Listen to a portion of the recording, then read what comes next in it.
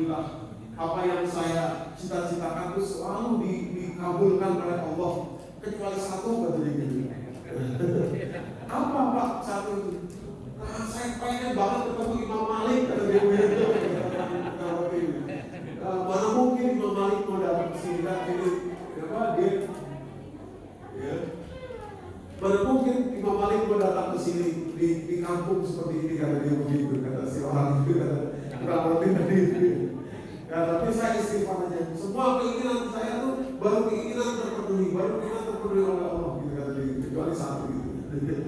Ada kata Imam Malik, saya ini Imam Malik Pak gitu kan, apa yang Bapak cita-citakan untuk ketemu itu. Nah, jadi cerita dari situ Bapak Ibu itu bukan cerita isaman jempol, tapi memang betul-betul ada kaidah syariatnya. Yakni ketika Nabi Nuh ini mengatakan kepada kaumnya, "Fakul tustamsiru rabbakum, kita bukan bersama nanti diusil sama alaikum idrara yudikum bi amwali wa banin wa yadkhulun jannata wa yaj'alun anhara." Itu beneran. Sungguh-sungguh. Tinggal kita betul-betul istighfarnya jangan cuma di mulut saja, di dalam hati, di dalam keyakinan kita. Introspeksi, minta ampun ya Allah, ya saya salah, pikiran saya begini, lalu saya begini, ya Allah, maafkan saya, istighfar. Jadi sudah mudah kepada kita karena tinggal buka saja Quran, sudah ada rangkuman orang-orang terdahulu, tinggal kita pelajari. Ya, betapa enaknya kita ini, ya Allah sudah berikan kemudahan bagi kita. Oke, terakhir, nah, karena ini bulan Ramadan, jadi jangan banyak panjang ya dulu. Terakhir, kemudahan yang dimaksud, saya rangkum setidaknya 4. Kemudahan yang dimaksud adalah kemudahan ekstra saat kita berinteraksi dengan Al-Quran. Berinteraksi dengan Al-Quran itu, mau itu membaca, mendengar, apalagi mentadaburi, itu dapat kemudahan-kemudahan yang luar biasa dari Allah. Apa kemudahan itu? Nah, dulu saya tampilkan beberapa penelitian di dunia modern sekarang. Ya. Penelitian ini baru dilakukan di abad ke-20 kita sekarang ini, ya, di tahun 2012 penelitian. Nanti berikutnya ada lagi di tahun 2016 ya. Dan ada satu lagi nanti penelitian meta-analisis. Meta-analisis itu menganalisis, ya, dan analisis yang menganalisis dari analisis yang sudah pernah dilakukan, dari jurnal yang sudah pernah dilakukan, dikumpulkan lalu dianalisis ulang. Itu meta-analisis. Tadi kita buka, ya.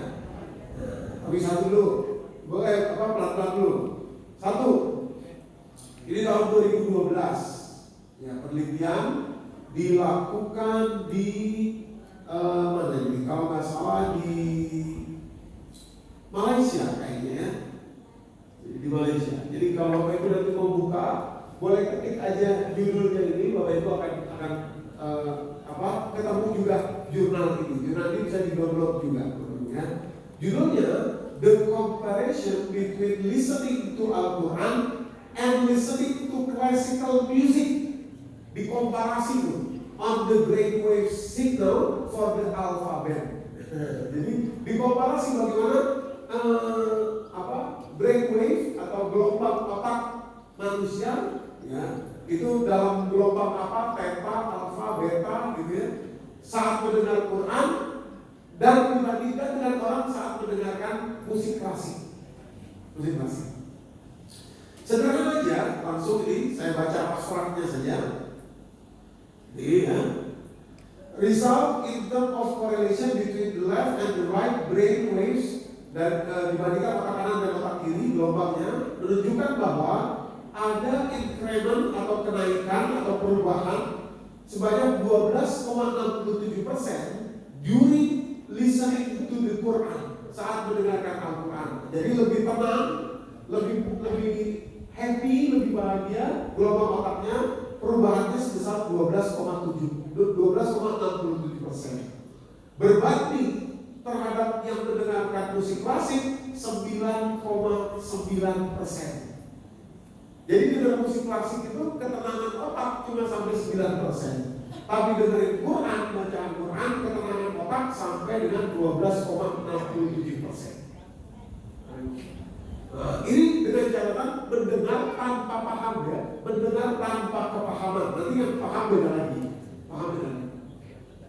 jadi mendengar tanpa paham, ketenangan otak mencapai 12,67% dibandingkan kalau mendengarkan musik klasik hanya 9,9%.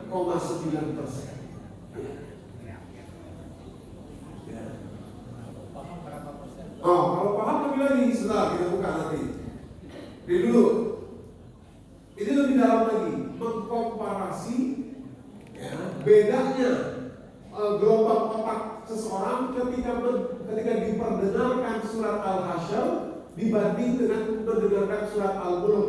Ya. Walaupun kedua-duanya adalah Al-Quran dan kedua-duanya luar biasa, tapi ini mau lebih dalam lagi gitu ya. Ini penelitian ini ingin menunjukkan bahwa setiap surat Quran itu punya frekuensi yang beda-beda. Nah, luar biasa ya, frekuensi yang beda-beda. Ya, silahkan nanti Bapak Ibu ketika ketik aja judulnya, cari di internet, penelitiannya ada. Ini dilakukan di Malaysia kayaknya ya, tahun 2012. Kalau tadi 2012, penelitiannya sama. Kalau tadi dia meneliti membandingkan pendengar Quran dan klasik. Sekarang dibandingkan Quran dengan Quran, cuma beda surat. Yang satu surat Al-Hasyr, juz 28 itu, ya. Yang satu surat Al-Mulk, ya, surat 27. Surat Al-Hasyr surat 59, ya. Jadi kalimatnya langsung aja di sini. Partisipan diukur dengan elektroencephalogram atau EEG, ya. Mengukur otak dan jantungnya, signal otak dan signal jantungnya. Oke, kalimatnya begini. Brain signal taken with 2 session, 2 sesi ya. The first session, sesi pertama, the subject listen to surat Al-Mulk. Sesi pertama, si partisipan tadi mendengarkan surat Al-Mulk. Dan sesi kedua mendengarkan surat Al-Hasyr ya. Result hasilnya mengindikasikan that on average secara rata-rata the subject are more relaxed while listening to surah Al-Hasyr compared to surah Al-Mulk. In addition, the subject's brain induced alpha light brain itu sudah oke. Tapi dalam penelitian yang dilakukan tadi, mendengarkan surat Al-Hasyr lebih tenang dari mendengarkan surat Al-Mulk. Walaupun kedua-duanya sudah lebih tenang tadi daripada mendengarkan klasik, musik klasik. Gitu. Tapi surat Al-Hasyr lebih daripada surat Al-Mulk dalam penelitian. Gitu. Dugaan saya kalau Bapak Ibu perhatikan surat Al-Hasyr itu nanti mobil khusus di penghujung surat itu ada nama Allah yang berulang disebut itu. Ya. Ada nama Allah yang berulang disebut di situ. Jadi ya kalimat itu ya memberikan kepada kita betul-betul memang nuansa yang lebih tenang gitu. Kalau Al-Mulk ini memang kokoh gitu ya, maksudnya kokoh itu tangguh, nah, jadi menunjukkan power Al-Mulk itu. Ya, tampilannya adalah nanti kerajaan Allah di atas muka bumi ini, kalau orang kafir tidak mau ikut akan masuk neraka dan lain sebagainya, itu kokoh, tangguh. Nah kalau surat Al-Hasyr itu lembut gitu ya, terutama di penghujungnya surat itu. Ya. Allahu la ilaha illa huwa Allahu la ilaha illa huwa gimana kalimatnya? Al-Malikul Quddus Salamul Mu'minul Muhaiminul Azizul Jabbarul Mutakabbir Subhanallah amma yusyrikun wallahu khaliqul barikul musawwirul lahul asmaul husna Sabiullah dan seterusnya ya. Jadi beda antara mendengarkan surat Al-Mulk dengan mendengarkan surat Al-Hasyr secara ketenangan brainwave atau gelombang otak.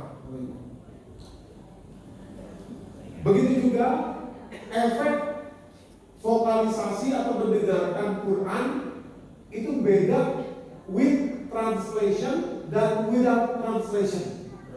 Jadi paham dan nggak paham beda.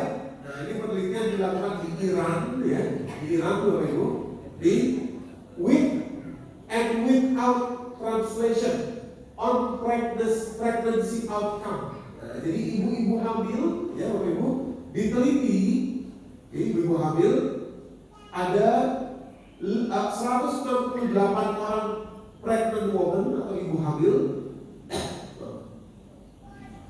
168 ibu hamil diteliti, ya,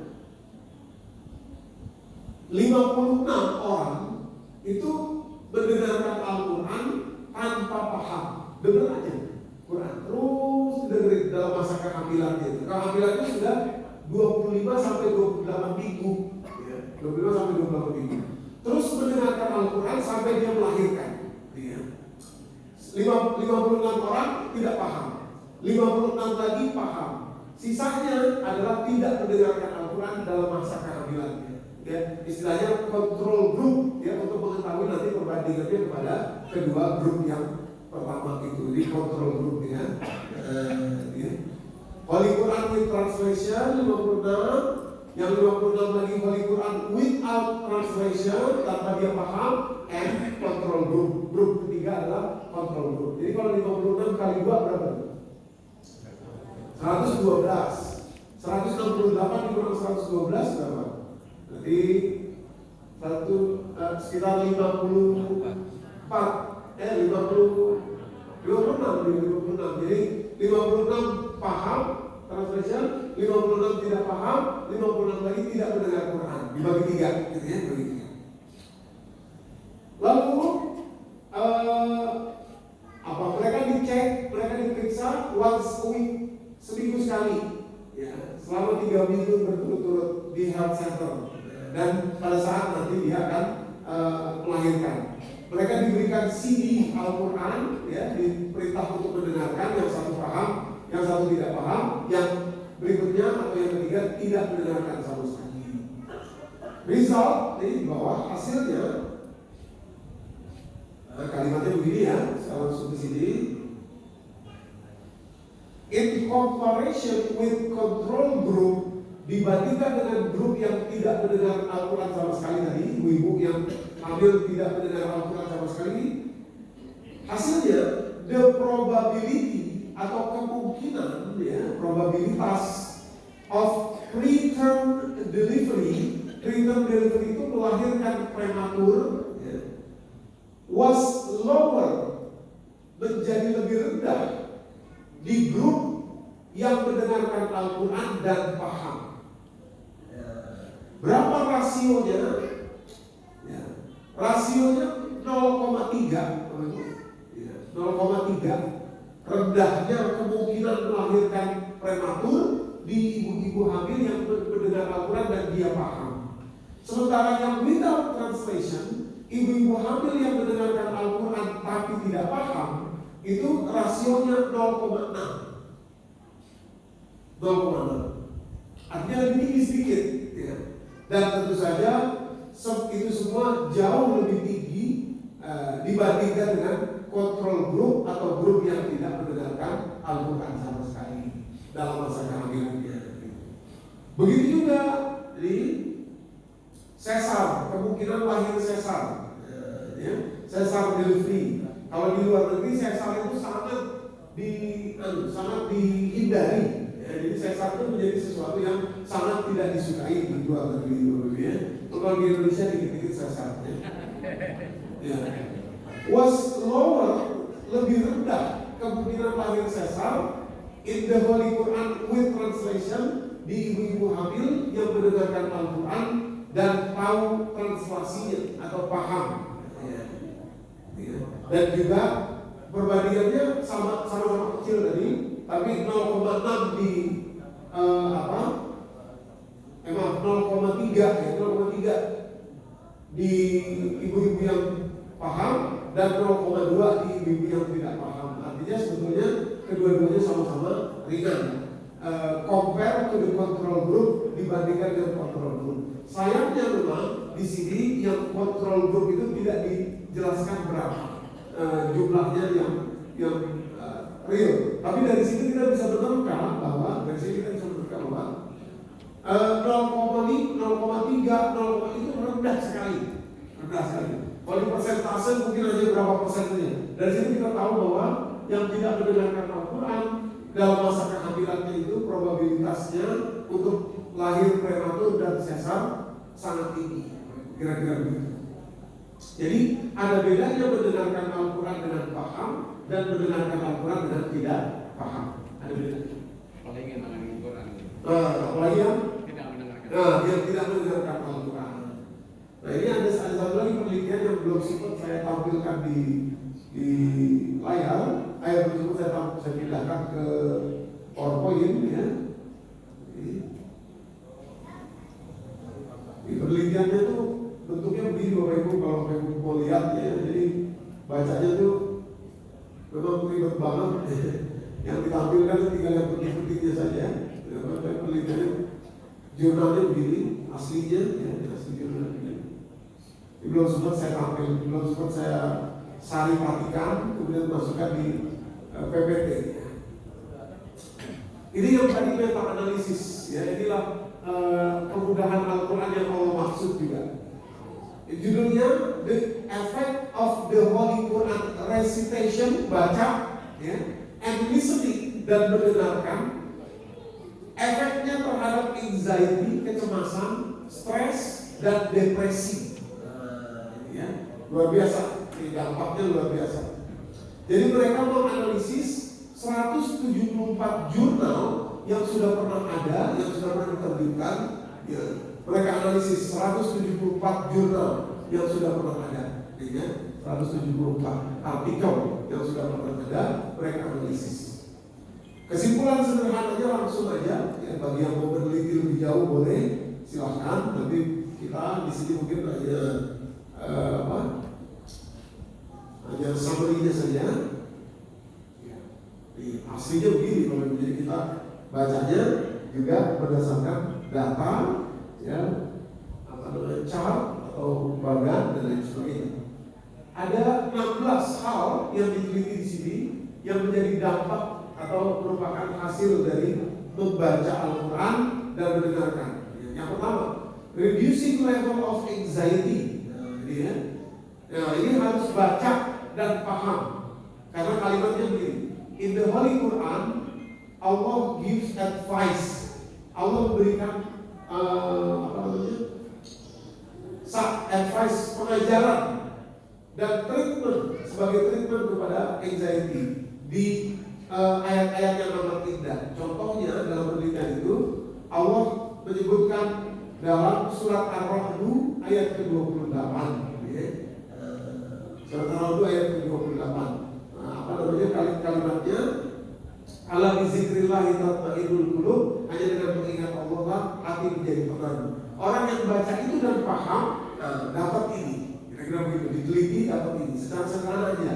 Jadi nanti kalau mau dibuka penelitian lebih jauhnya ada di kutipannya itu. Jadi luar biasa nih penelitian ini, karena mengambil 147 penelitian yang lain dimasukin jadi meta analisis oleh dia.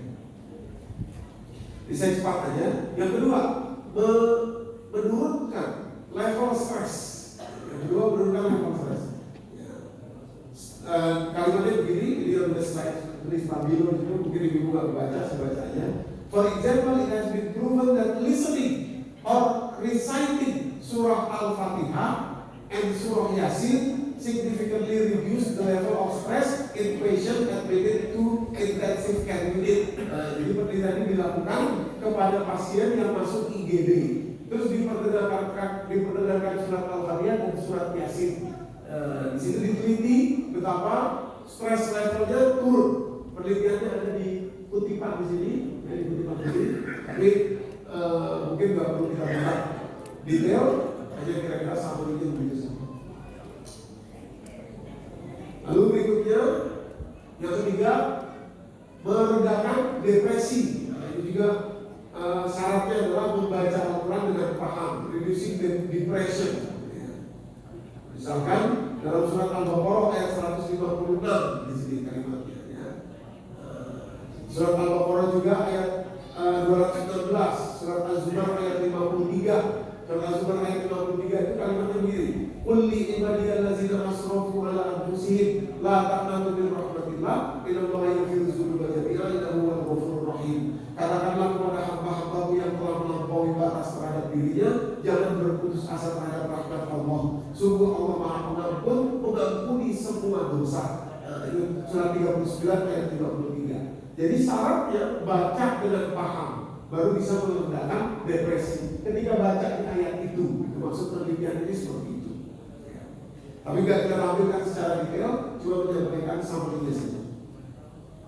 Begitu juga meningkatkan level of attention, fokus dan mood, itu juga meningkatkan. Syaratnya baca dengan paham. Ayatnya misalkan surat Al-Ahzab ayat 21 di dalam penelitian di sini.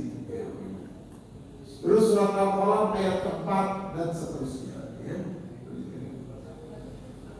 Cepat ya, saya cepat. Yang keenam, lebih rileks dan detak jantungnya itu lebih baik atau heart rate variability-nya ini setelah mendengarkan Al-Quran. Jadi penelitiannya ada di sini. Ya. Mendengarkan Al-Quran secara random saja itu membuat detak jantung seseorang jadi lebih baik. Ya. Oke, ini banyak sekali, tapi belum kita bisa kupas semuanya karena banyak sekali butuh waktu yang tidak sebentar untuk bisa membukanya satu persatu. Yang ketujuh, sama tadi menurunkan heart rate variability dan menjadi relax, jantungnya menjadi relax. Increasing meditative effectiveness and relaxing performance, meningkatkan kemampuan meditasi kita setelah mendengarkan Al-Quran. Jadi penelitian dilakukan di Turki kalau nggak salah. Yang kesembilan, memproduksi hormon kortisol dan mengurangi hormon kortisol di saat yang tepat saat akan melahirkan bagi seorang wanita. Di time of labor itu melahirkan atau bersalin, ya. Cepat ya. Yang ke-10, mengurangi rasa sakit. Jadi pengurangan rasa sakit, reducing level of pain. Jadi luar biasa.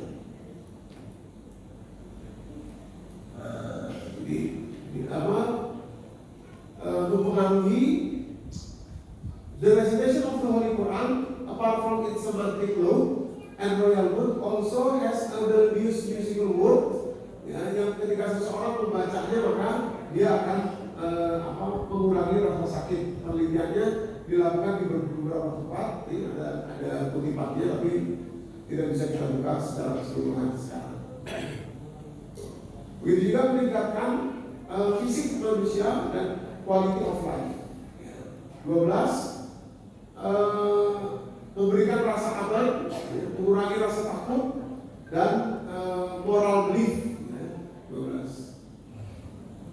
Terus 12. Ada 12 poin dari sebuah penelitian itu dari 147 artikel atau penelitian, jurnal penelitian. Mereka teliti lagi, dia namanya meta-analisis dalam dunia penelitian, dan mereka mendapatkan ada 12 poin dari semua itu hasil penelitian bagaimana membaca dan mendengar Al-Quran itu dampaknya kepada tubuh manusia. Membaca saja beda, membaca dengan paham beda, mendengarkan saja beda, mendengarkan surat-surat tertentu itu juga memiliki dampak yang berbeda. Nah, inilah juga bentuk kemudahan yang Allah maksud tadi kepada kita. Yuridullahu bikumul yusra wa la yuridu bikumul usra. Allah inginkan kemudahan bagi kalian, Allah tidak inginkan kesulitan bagi kalian. Yakni maksudnya adalah Al-Quran, turunnya Al-Quran ini kepada kita. Itu bentuk kemudahan yang dimaksud, bukan sekedar boleh tidak puasa di saat sakit maupun di saat bepergian, bukan. Tapi lebih jauh dari itu, yakni ketika turunnya Al-Quran banyak kemudahan yang kita dapatkan yang tadinya tidak ada kalau Al-Quran tidak turun kepada Nabi Muhammad dan akhirnya sampai kepada kita. Wallahu a'lam. Ini saja yang bisa saya sampaikan. Kenapa itu untuk saya sampaikan di awal Ramadan ini, supaya kita betul-betul punya cara pandang yang benar terhadap Ramadan dan interaksinya dengan Al-Quran. Itu poinnya, tujuannya. Jangan sekedar puasa, tapi adalah kembali kepada Al-Quran. Wallahu a'lam bishawab. Wassalamualaikum warahmatullahi wabarakatuh.